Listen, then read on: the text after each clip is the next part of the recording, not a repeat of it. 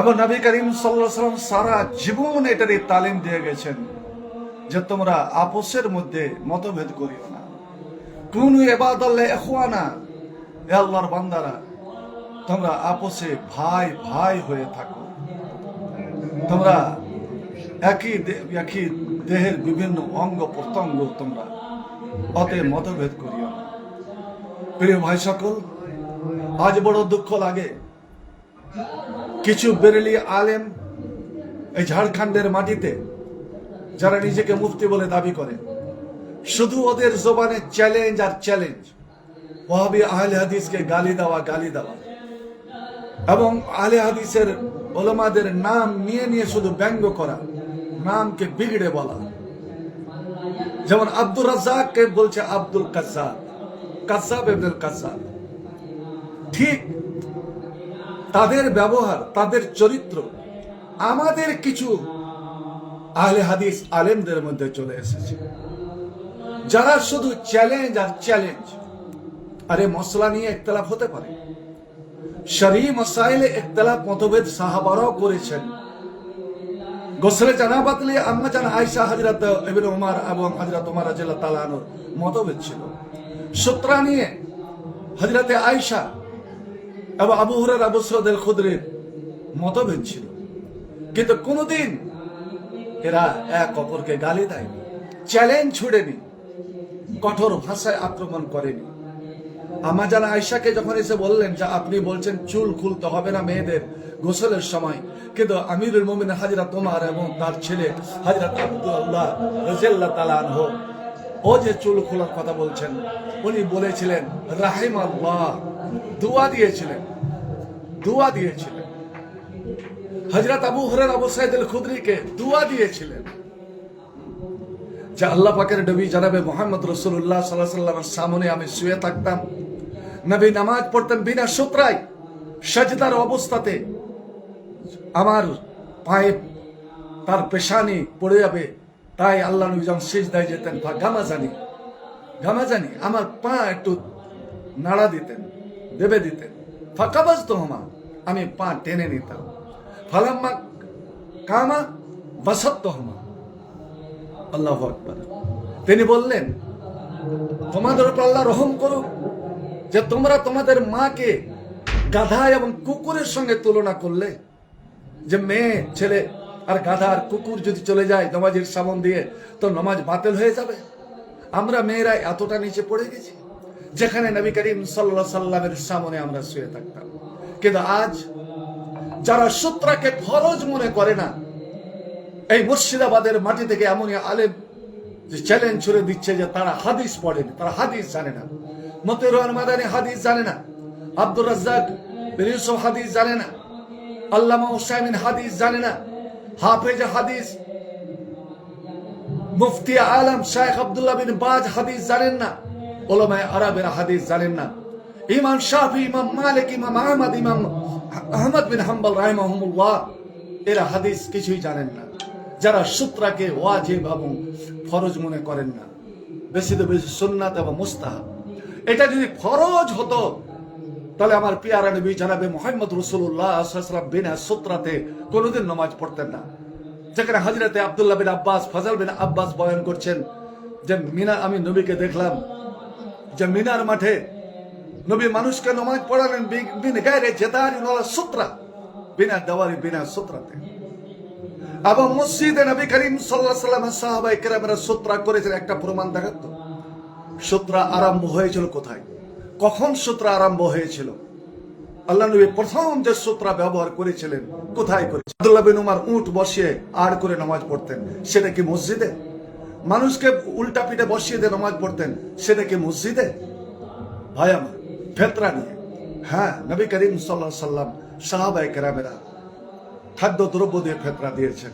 কিন্তু আজও জরুরত অনুপাতে শুধু আমার মালদার আলেম নয়, বিভিন্ন দেশের বানারসের আলেম, বোম্বাই দিল্লির আলেম, পাকিস্তানের আলেম, ওলামায়ে আরবদের মধ্যে অনেকেই বলছেন দরকার মাসলাহাত অনুযায়ী নগদ ফেতরা দিতে পারে। তাই বলে ওকে আপনি চ্যালেঞ্জ ছড়বেন, ব্যঙ্গ করবেন, অশ্লীল ভাষায় বলবেন? মালদার ভাইরাল বক্তা যে চাচা নামে পরিচিত, কে বলেছে? মোল্লা বদরুদ্দোজা নাদভী চাচা নামে পরিচিত, এটা আপনাকে কে বলেছে? আরে চাচা, মুসলমানকে চাচা বলে সম্বন্ধ করে অমুসলিমেরা, হিন্দুরা এটা ব্যঙ্গ করে মুসলমানকে নিচু করার জন্য। আপনি তাদেরই অনুকরণ করছেন। একজন আলেমের শানে আপনি তাকে চাচা বলবেন? ওয়ালা তানাবাযু বিল আলকাব বিসাল ইসমুল ফুসুক বাদাল ঈমান। আল্লাহ রাব্বুল আলামিন কোরআনে বলছেন, খবরদার তোমরা কাউরি বুরা লাকাব দিয়ে, খারাপ লাকাব দিয়ে সম্বন্ধ করবে না। এটা হলো ঈমানের পরে সবথেকে ফিসকে ফজুরের কাম, পাপের কাম, গুনহার কাম। অতএব আপনি নিজে চ্যালেঞ্জ না দিতে পেরে বলছেন এসো আমার নাজবে আলম সানাবেলির সামনে বসো, যদি কোমরে বল থাকে। আরে কোমরে বল কাকে বলা হয়? তুমি একজন আলেম হয়ে তোমার জবান থেকে এই ভাষা বের হবে? ভাই আমার, একটু ভাষাকে সংযত করো, ভাষাকে সংযত করো। হযরতে আম্মা জান আয়েশা যখন ওই ইহুদির উপরে রেগে গিয়েছিলেন, ওয়ালাইকাস সালাম লানা, নবী করিম সাল্লাল্লাহু আলাইহি সাল্লাম তার জবান চেপে ধরে বলেছিলেন, আলাইকে বিরিফকে, আয়েশা নম্রতা অবলম্বন করো। ইন্নাল্লাহ রাফিক ইউহিব্বুর রিফকা, আল্লাহ নরম, নম্রতাকে আল্লাহ পছন্দ করে। এবং আপনি জানেন না যে তোমরা সাদকা করো, সাদকা করা যদি কিছুই না থাকে তো ভাবে কালেমাতিন তাইয়্যিবা, তুমি সুন্দর জবানে, মিষ্টি জবানে তুমি কথা বলো, এটাই তোমার জন্য সাদকা হয়ে যাবে। আফসোস লাগে আজ আমরা আলেমেরা, আলে হাদিসরা এক অপরকে কাদা ছোড়াছুড়ি করছি, শত্রুকে আমরা মৌকা দিচ্ছি, দুশ্মনকে আমরা সুযোগ করে দিচ্ছি। ভাই সকল, আপনি হযরতে মুসা আলাইহিস সালামের ঘটনা ভুলে গেলেন, যখন হযরতে হারুনকে কওমের দায়িত্ব দিয়ে তুরে সাইনাতে যান, আল্লাহ বলেছিলেন, মুসা তুমি তাড়াতাড়ি চলে এলে, এদিকে তোমার কওমকে পথভ্রষ্ট করে দিয়েছে সামিরি। হযরতে মুসা ছুটে এলেন এবং তাওরাতকে নিক্ষেপ করে দিয়ে বড় ভাই হারুনের মাথার চুল এবং দাড়ি ধরে টান দিয়েছিলেন। ওই সময় হযরতে হারুন একটা কথা বলেছিলেন, সে আম্বিয়ার আখলাক আজ আমরা ভুলে গেলাম। ইয়া ইবনা উম্মা, ইয়া আমার মায়ের, ইয়া আমার সহোদর ভাই, লা তাখুয বিলিহিয়াত ওয়ালা বিরাসি, তুমি আমার দাড়ি, আমার মাথার চুল ধরে টানাটানি করো না। দেখো শত্রু স্বামীর ইচ্ছা দলবল নিয়ে দেখছে, ও তো আমাদের মধ্যে মতভেদ করার চেষ্টা করছে। অতএব তুমি আমাকে অপমান করে দুশ্মনকে হাসাইও না। আজ আমরা যদি আপোষে ভাই মিষ্টি জবানে আমরা সেটাকে মিটিয়ে দিতে পারবো নাকি? অবশ্যই পারবো। আপনি আজ সুযোগ করে দিচ্ছেন ওই বেদাতপন্থীদের, ওই শিরকপন্থীদেরকে, যে ভালোই লেগেছে, ভালোই লেগেছে যে ওরা আপোষে তো কাদা ছিঁড়াছিঁড়ি করতে পারছে, আপোষে তো রশি টানাটানি করতে পারছে, আপোষে তো মতভেদ করতে পারছে। বন্ধু আমার, এটা মতভেদ করার সময় নয়। যখন বাগদাদ ধ্বংস হয়, হালাকু খাঁ, চঙ্গেজ খাঁ ধ্বংস করে, তখন সওয়াফে আর আহনাফেরা আপোষের মধ্যে ইখতিলাফে মেতেছিল যে মিসওয়াক আধ হাত হবে না, মিসওয়াক এক হাত হবে না, আধ হাতের নিচে হবে, কাকের মাংস হালাল না হারাম, ওলামারা ইখতিলাফে মেতে থাকলো।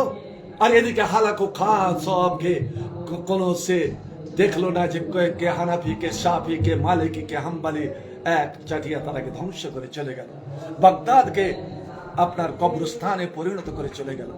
আপনি জানেন, যখন জেরুজালেম সালাহুদ্দিন আইয়ুবী জয় করেন, তখন ইটালির মাটিতে, রোমের মাটিতে খ্রিস্টানেরা আপোষের মধ্যে মতভেদে মত্ত ছিল।